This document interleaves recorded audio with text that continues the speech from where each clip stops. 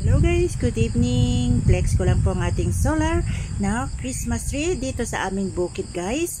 Ayan, napakaganda po ng ating solar na Christmas tree o solar Christmas light. Ayan po ang aking mga pananim na puno. Nilagyan natin ng solar Christmas light. Ayan, kumukuti-kuti na.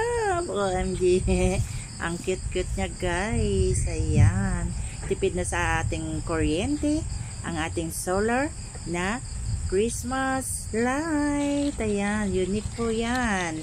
Yan ay ating tanim na puno dito sa aming bukid. Ayan, in-flex ko lang po at ipinapakita sa inyo ang aming Christmas light. Ay may ilaw dyan sa baba guys. Sa taas ng puno ay wala pa guys, kasi mahal din yung mga kailangan din yung mga ilalagay na ilaw. Ayan, pero libre na ang kuryente natin. Ayan, kaya nga tinawag na solar Christmas light. Ayan po, flex ko lang. Oh, di ba? Ang ganda. Naririnig niyo yung mga insect na humuhuni sa gabi. Ayan, yung mga kulkundit ba yun? Kunkundit kanila sa Ilocano, o kaya yung anong tawag doon, kukuryat.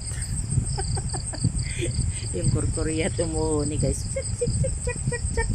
Ganyan, naririnig na lang sa bukid guys. Kaya siguro natutuwa sila dyan sa ilaw ng Christmas light. O, diba?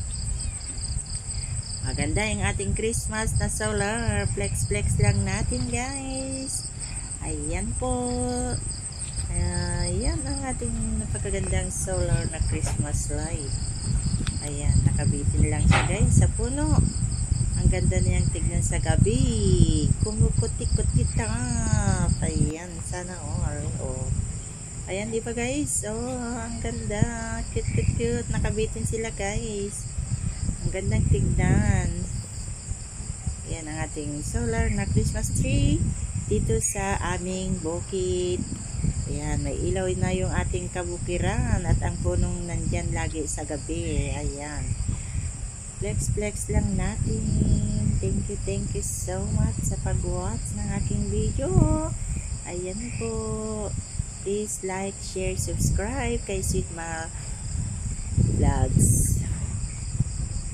Maraming pong salamat sa lahat ng ating subscribers, new subscribers, non-subscribers. Thank you po sa panonood ng aking video. Thank you so much. Ayan, mabuhay po kayong lahat. God bless po. At laging mag-iingat palagi. Kaya dapat kayo ay laging healthy and strong. Thank you.